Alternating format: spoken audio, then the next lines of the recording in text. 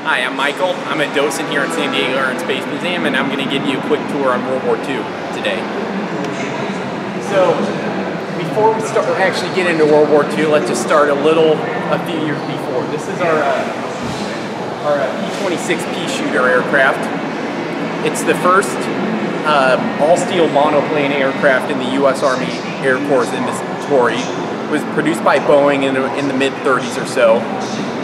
They only built a couple hundred of them before they discontinued production, but it was a revolutionary aircraft. Yeah, that was you're gonna be editing all this, yeah. Right? Okay. Remember, talk to me. Yeah, wasn't used in World War II at all. However, a few of them were supplied over to China for their war against Japan in the late 30s. Right over here we have a German jet engine which powered the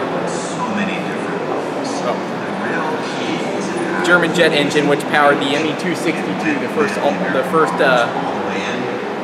jet fighter aircraft to see large-scale combat during World War II and in history. It's actually kind of cool how this engine's built. It started up like how you start your own lawnmower. Has this small little motorcycle engine in the center, and you just pull this, start it up.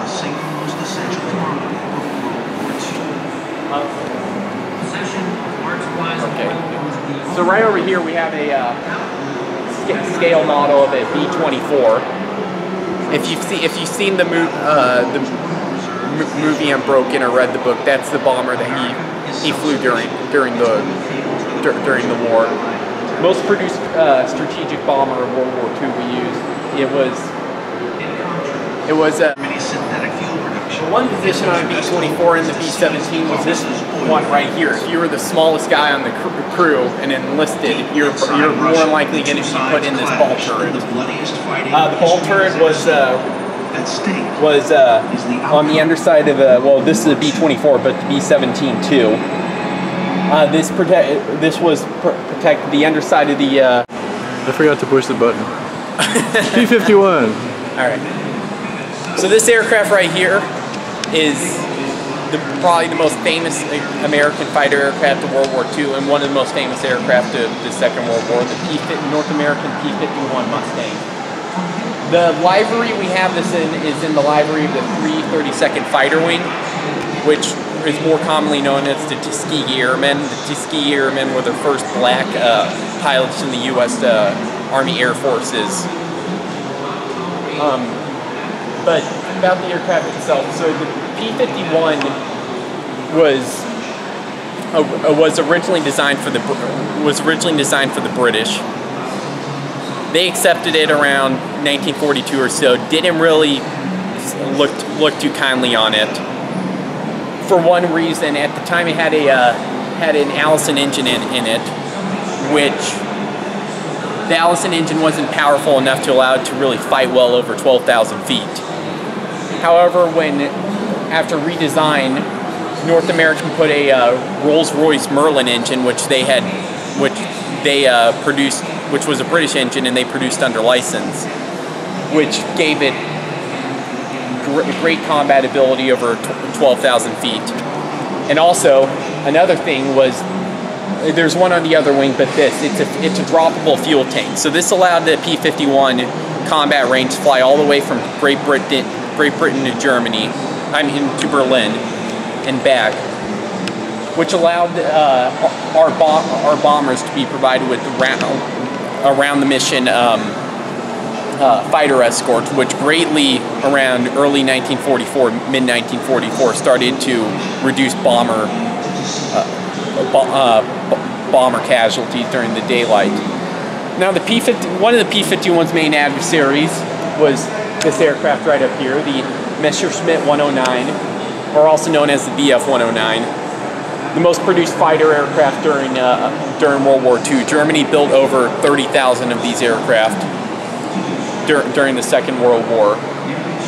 Now, the livery of this particular aircraft is in the livery of Eric Hartmann, the highest scoring ace of in history. He finished the war with 352 confirmed combat kills.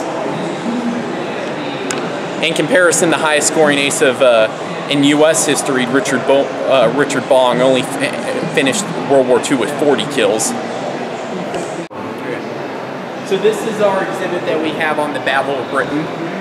The Battle of Britain started in July of 1940 after Germany had overrun France, causing the British to pull back to England. Battle of Britain started because Hitler wanted to invade Great Britain after they refused to negotiate a peace around June of 1940. However, several issues came up with that. One was large-scale amphibious assault would have to be tried. Great Britain still had the world's largest navy at the time. Germany did not have that much large of a navy. So around July and August of 1940, Germany started to engage Great Britain, the Royal Air Force, in aerial battle to knock them out as a major player. So that way Germany could, during an invasion, have complete air supremacy so they could attack the Royal Navy.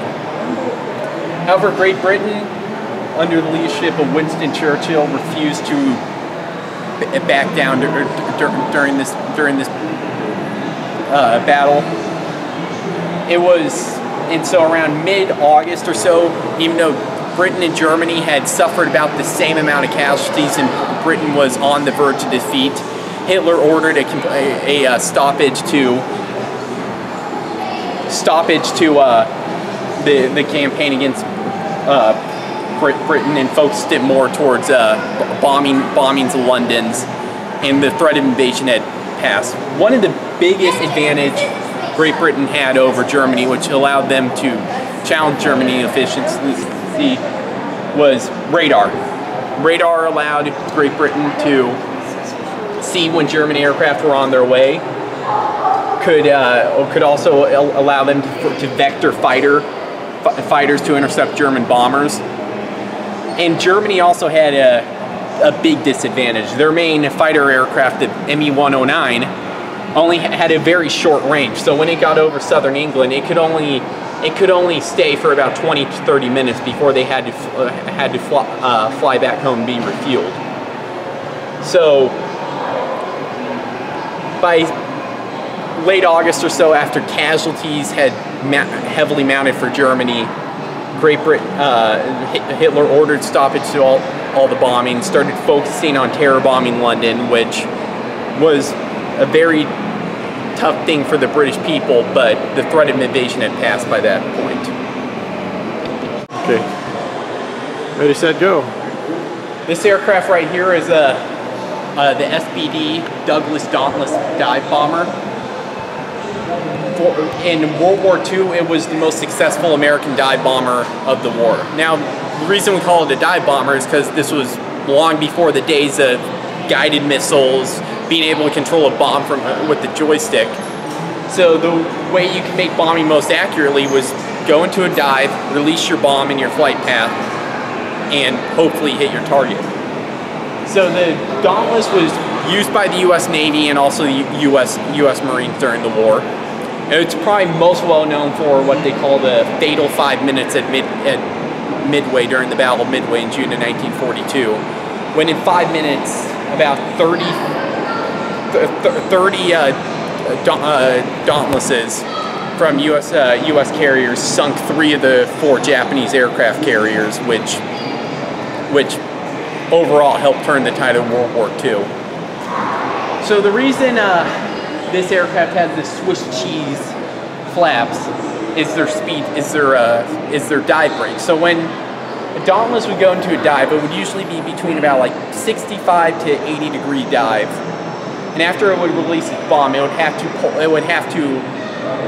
pull up out of its dive. However, that would put a lot of G's on any aircraft, put a lot of structural fatigue and a lot of fatigue on a pilot. So the dive brakes help the aircraft maintain stability as it was pulling up out of it. No? Kept the speed down. Okay, yeah, it's kept. Otherwise, you'd be falling at the bottom at 400 knots instead of 250. This aircraft right here is actually a pretty special one to have because the Japanese Zero, because most of them were destroyed during the war, so it's very hard to get a full intact original one today. So the Zero, when the World War II started in the Pacific, it was probably the best naval fighter aircraft in the world. It was very fast, very maneuverable, and had a very long range. So when the British, the Australians started to face it in the first few months of the Pacific War, it could outclass anything else that the Allies could put into the air. However, it had one major disadvantage. So for it to be very fast, very maneuverable, and have long range, the Japanese had to get rid of as much weight as possible, and one of those weight was armor. So there's almost no armor plating on a Japanese Zero. So one of the main issues it had was if it got hit in the fuel tanks, because it did not have self-sealing fuel tanks, it would turn into a matchbox real fast. In comparison, the aircraft with the wings folded up over there, the F-4F Wildcat, was our main carrier fighter aircraft when World War II started. Not as fast, not as maneuverable as a Zero. However, it was better in a dive, had better armament, and also better armor. It had self-sealing fuel tanks, so when a round would hit the fuel tanks, the rubber coating around it would automatically seal to prevent as much fuel as possible from escaping from it. The Wildcat, on the other hand, by mid-1943 or so, had been mostly replaced by these two aircrafts, the F-4 Corsair and the F-6F Hellcat. The F-6F Hellcat right over here actually has the highest kill ratio of any U.S. combat aircraft in history. You're going to have to double check this, but I believe it's like 16 to 1 or something like that kill ratio. The F-4 Corsair we have over here is in the markings of Jerry Coleman. He was the voice of the Padres for a very long period of time. Who was most commonly known for as voice of the San Diego Padres for quite a while. 41 years. 41 years. He flew Corsairs during the Korean War. He flew them in World War II too, didn't he? Oh, and he flew the Dauntless dive bomber in World War II.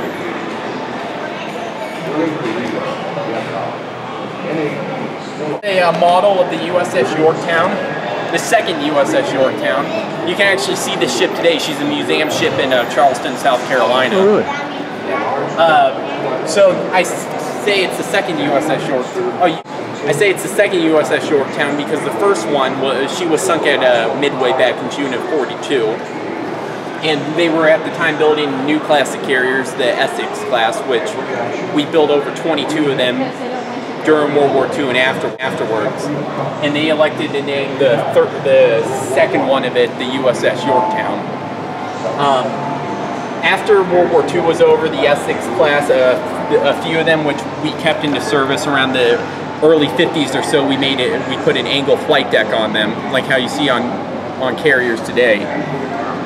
So if you ever see it in Charleston, it looks a lot different than what it does right here.